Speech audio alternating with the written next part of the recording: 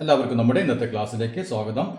നാം കഴിഞ്ഞ ക്ലാസ്സിലെ നമ്മുടെ ടെക്സ്റ്റ് ബുക്കിലെ പേജ് നമ്പർ 29 ഈ മൂന്നാമത്തെ ചോദ്യമാണ് ചെയ്ത് നിർത്തിയത് അല്ലേ. ഇനി നമുക്കതിലെ നാലാമത്തെ ചോദ്യം എന്താണെന്ന് നോക്കാം. അപ്പോൾ ഇവിടെ നോക്കിയേ, ഇവിടെ നമുക്കൊരു ഫിഗർ തന്നിട്ടുണ്ട്, ഒരു സർക്കിൾ തന്നിട്ടുണ്ട്. ഈ സർക്കിളിന്റെ സെന്റർ O ആണ്. പിന്നെ സർക്കിളിലെ 4 പോയിന്റുകൾ ABCD എന്ന് പറയുന്ന 4 പോയിന്റുകൾ. ആ പോയിന്റുകൾ തമ്മിൽ ഇതേ രൂപത്തിൽ യോജിപ്പിച്ചിരിക്കുന്നു അല്ലേ. അതിൽ ഈ ആംഗിൾ 80 തന്നിട്ടുണ്ട്, ഈ ആംഗിളും 80 ആണ്. അപ്പൊ ഇത്രയും കാര്യങ്ങളാണ് നമ്മുടെ ചോദ്യത്തിലുള്ളത്. ഇനി നാം എന്താണ് ചെയ്യേണ്ടത്? ഇവിടെ നോക്കിയാൽ എ ബി പിന്നെ സി ഡി അല്ലെ.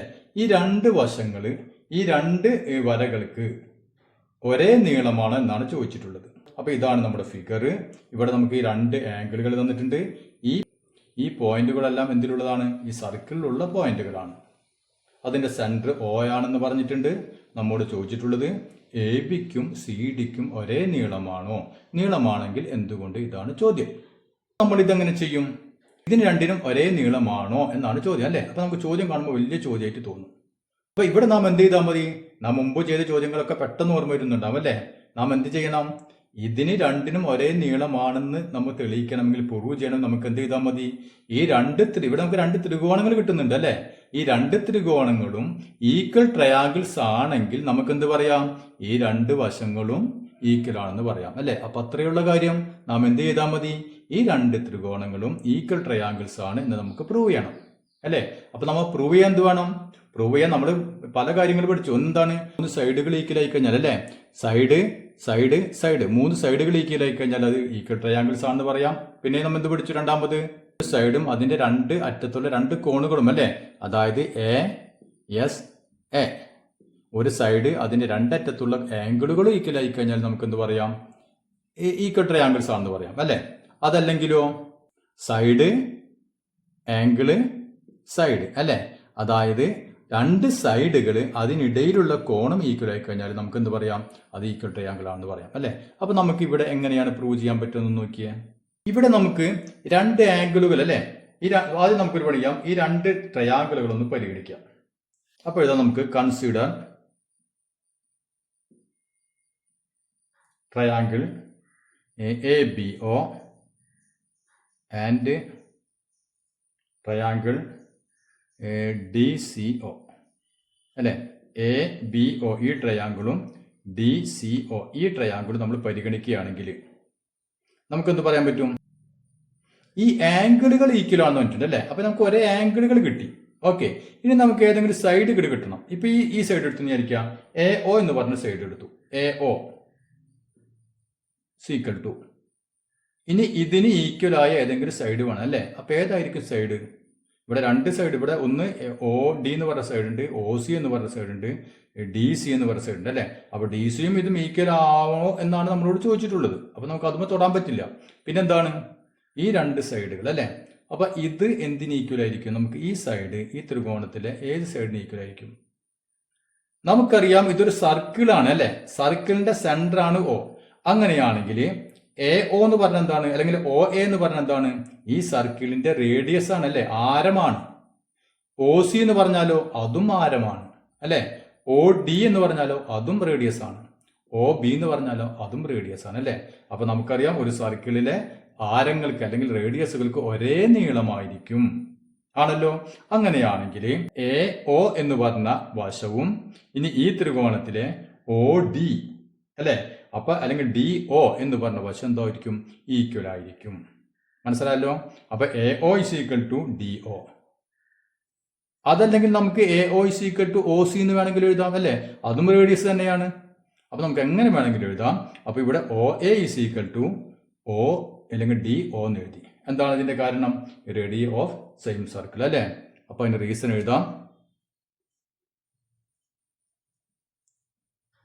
Of same circle.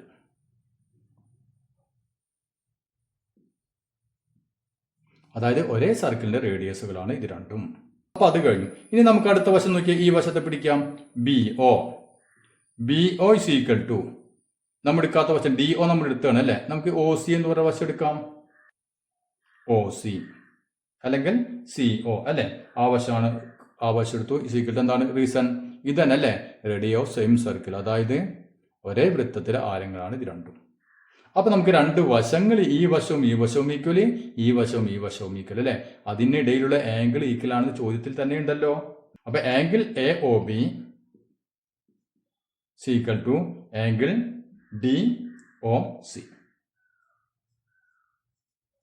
അത് നമുക്ക് ഓൾറെഡി തന്നിട്ടുണ്ട് അല്ലേ. അപ്പൊ ഗിവൺ നമുക്ക് തന്നിട്ടുള്ള കാര്യമാണത്. അങ്ങനെയാണെങ്കിൽ രണ്ട് വശവും അതിനുള്ള ആംഗിളും അതിനിടയിലുള്ള ആംഗിളും, ഇവിടെ രണ്ട് വശം അതിനുള്ള ഇടയിലുള്ള ആംഗിൾ, ഇത് രണ്ട് ഈക്വൽ ആണല്ലോ, ഈക്വൽ ആണ് അല്ലേ. അപ്പൊ നമുക്ക് മൂന്ന് കാര്യങ്ങൾ കിട്ടി, എസ് എ എസ്. അതായത് രണ്ട് സൈഡുകൾ അതിനിടയിലുള്ള ആംഗിളും ഈക്വൽ ആണ് അല്ലേ. അപ്പൊ നമുക്ക് എന്ത് പറയാം, സോ അല്ലെങ്കിൽ therefore triangle A B O and triangle D C O are equal. അപ്പൊ ഈ രണ്ട് ട്രയാങ്കിളുകളും ഈക്വൽ ആണ്. എന്താണ് കാരണം, S A S, side angle side, അത് ഈക്വൽ ആയതുകൊണ്ട്. അങ്ങനെയാണെങ്കിൽ തുല്യ ആംഗിളുകൾക്കിടയിലൂടെ ഓപ്പോസിറ്റുള്ള വശങ്ങൾ തുല്യമായിരിക്കുമല്ലോ. അല്ലാണ്ട് 50 ഓപ്പോസിറ്റുള്ള വശമാണ് എ ബി, ഇവിടെ 50 ഓപ്പോസിറ്റ് വശമാണ് ഡി സി അല്ലെ. അപ്പൊ ഇത് രണ്ടും ഈക്വൽ ആയിരിക്കും. therefore അല്ലെങ്കിൽ so A B equal to C D. മനസ്സിലായില്ലേ? അപ്പൊ ഇത്രയുള്ള കാര്യം. അപ്പൊ ഇത്രയും കാര്യങ്ങളാണ് നാം പഠിച്ചത്, ഇതുവരെ പഠിച്ചത്. അപ്പൊ ഇതിലേതെങ്കിലും ഒന്ന് ഉപയോഗിച്ചാണ് നമുക്ക് പ്രൂവ് ചെയ്യേണ്ടത് അല്ലേ. ഓക്കെ, അപ്പൊ ഇതാണ് നമ്മുടെ 5ാമത്തെ ചോദ്യം. എന്താണ് ചോദ്യം നോക്കിയാൽ, ഇവിടെ നമുക്കൊരു സർക്കിൾ തന്നിട്ടുണ്ട്. സർക്കിളിന്റെ സെന്റർ ആണ്, കേന്ദ്രമാണ് ഒ എന്ന് പറഞ്ഞിട്ടുണ്ട്. ഈ എയും ബിയും സിയും ഇത് നമ്മുടെ സർക്കിളിലെ ഒരു പോയിന്റുകളാണെന്ന് പറഞ്ഞിട്ടുണ്ട്. മനസ്സിലായല്ലോ? ഓക്കെ, ഇനി ആംഗിൾ എ ഒ ബിയും ആംഗിൾ എ ഒ സിയും ഈക്വൽ ആണെന്ന് പറഞ്ഞിട്ടുണ്ട്. അതായത് ആംഗിൾ എ ഒ ബി ഈ ആംഗിളും ആംഗിൾ എ ഒ സി ഈ ആംഗിളും ഈക്വൽ ആണെന്ന് പറഞ്ഞിട്ടുണ്ട്.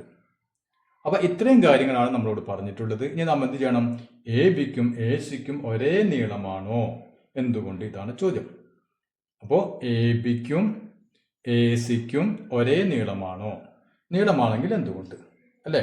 അപ്പൊ നാം എന്ത് ചെയ്യണം, ഇവിടെ നമുക്ക് പെട്ടെന്ന് നോക്കിയിട്ട് അതിന് ഒരേ നീളമാണെന്ന് പറയാൻ പറ്റുമോ? പറ്റില്ല. അപ്പൊ നാം മുമ്പ് ചെയ്ത പോലെ എന്ത് ചെയ്യേണ്ടി വരും, ഈ രണ്ട് വശങ്ങളും ഉൾപ്പെടുന്ന ത്രികോണങ്ങൾ നമ്മൾ എടുക്കാം. മനസ്സിലായല്ലോ? അപ്പൊ ഈ രണ്ട് വശങ്ങളാണ് നമ്മൾ ഈക്വലാണ് തെളിയിക്കേണ്ടത്. അതുകൊണ്ട് ഈ രണ്ട് വശങ്ങളും ഉൾപ്പെടുന്ന, അല്ലാണ്ട് ഇത് എടുക്കരുത്. ഇത് നമുക്ക് ഒരു ഉപകാരം ഇല്ലാണ്ടിരിക്കുന്ന ത്രികോണമാണ് അല്ലേ. അപ്പൊ ഇത് നമുക്ക് ആവശ്യമില്ല. അപ്പൊ നമുക്ക് എന്ത് വേണം, ഈ രണ്ട് ത്രികോണങ്ങളും നമുക്ക് ഈക്വലാണെന്ന് തെളിയിക്കണം അല്ലെ. എന്നാലേ നമുക്ക് ഈ രണ്ട് വശം ഇതിൽ പെടുകയുള്ളൂ. അപ്പൊ നമുക്ക് വളരെ എളുപ്പത്തിൽ എന്ത് ചെയ്യാം, ഈ രണ്ട് ത്രികോണങ്ങളും ഈക്വൽ ട്രയാങ്കിൾസ് ആണ് തെളിയിക്കാൻ പറ്റും അല്ലേ. തെളിയിക്കാൻ പറ്റും. ഇവരെന്ത് തന്നിട്ടുള്ളത്, ഈ ആംഗിളും ഈ ആംഗിളും ഈക്വൽ ആണെന്ന് പറഞ്ഞിട്ടുണ്ട്. അങ്ങനെയാണെങ്കിൽ നമുക്കറിയാം രണ്ട് സൈഡുകൾ കിട്ടിയാൽ മതി അല്ലേ. ഒരു ആംഗിൾ കിട്ടി, സൈഡ് ഏതാണ്, ഈ സൈഡ്. ഇതെന്താണ്, നേരത്തെ ചെയ്ത അതേ പ്രോബ്ലം പോലെ തന്നെ ഇതിന്റെ റേഡിയസ്. ഇതെന്താണ്, റേഡിയസ്, ഇതും റേഡിയസ് അല്ലേ. അപ്പൊ നമുക്ക് ഇത് ഈക്വൽ ആണെന്ന് പറയാലോ, പറയാം. അപ്പൊ നമുക്ക് ആദ്യം ഈ രണ്ട് ട്രയാങ്കിളുകൾ അല്ലേ. അപ്പൊ നേരത്തെ ചെയ്ത പോലെ തന്നെ consider triangle A O B and triangle A O C.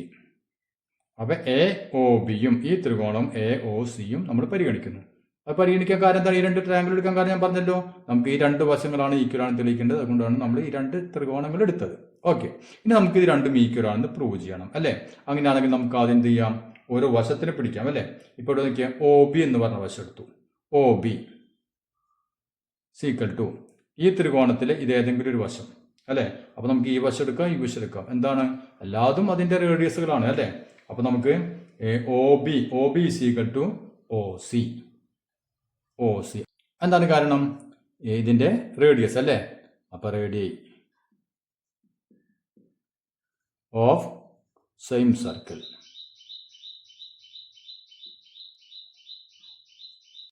അതായത് ഒരേ വൃത്തത്തിലെ ആരങ്ങളാണ് ഇത് രണ്ടും അല്ലെ, റേഡിയസിലാണ് ഇത് രണ്ടും. അതുകൊണ്ട് ഇത് രണ്ടും ഈക്വലാണ് നമ്മൾ പറഞ്ഞു.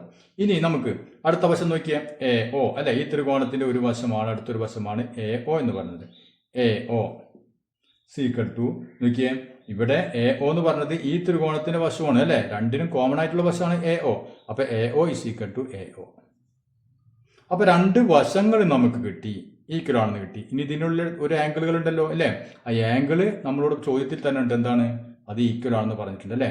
അപ്പൊ അത് എഴുതാം, angle A O B equal to angle A O C.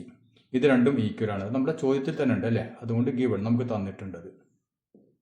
അങ്ങനെയാണെങ്കിൽ നമുക്ക് എന്ത് പറയാം, ഈ രണ്ട് ത്രികോണങ്ങളും ഈക്വൽ ട്രയാങ്കിൾ ആണ് അല്ലേ. Therefore triangle A O B and triangle A O C are equal triangles ആണ്. എന്താണ് കാരണം? സൈഡ് ആംഗിള് സൈഡ് അല്ലേ, രണ്ട് സൈഡുകളും അതിന് നടുവിലുള്ള ആംഗിളും ഈക്വൽ ആണ് അല്ലേ. അപ്പോൾ രണ്ട് സൈഡുകളും അതിനിടയിലുള്ള ആംഗിളും എസ് എ എസ്. അപ്പം ഈ രണ്ട് ത്രികോണങ്ങളും ഈക്വൽ ട്രയാങ്കിൾ ആണെങ്കിൽ അതിന്റെ തുല്യ കോണുകൾക്കെതിരെയുള്ള വശങ്ങളും തുല്യമായിരിക്കും അല്ലേ. അങ്ങനെയാണെങ്കിൽ നോക്കിയാൽ ഇതും ഈക്വൽ ആണ് കോണുകൾ നോക്കിയിട്ടുണ്ട്. അപ്പോൾ ഇതിന് ഓപ്പോസിറ്റുള്ള ഈ വശവും ഇതിന് ഓപ്പോസിറ്റുള്ള ഈ വശവും ഈക്വൽ ആയിരിക്കും അല്ലേ. അപ്പോൾ നമുക്ക് എന്ത് എഴുതാം? A B equal to A B equal to A C. കാരണം എന്താണ്? ഇവ രണ്ടും ഈക്വൽ ട്രയാങ്കിൾസ് ആണ്. അപ്പോൾ എല്ലാവർക്കും നമ്മുടെ ഇന്നത്തെ ക്ലാസ് മനസ്സിലായെന്ന് കരുതുന്നു. ഇനി നമുക്ക് ബാക്കി അടുത്ത ക്ലാസ്സിൽ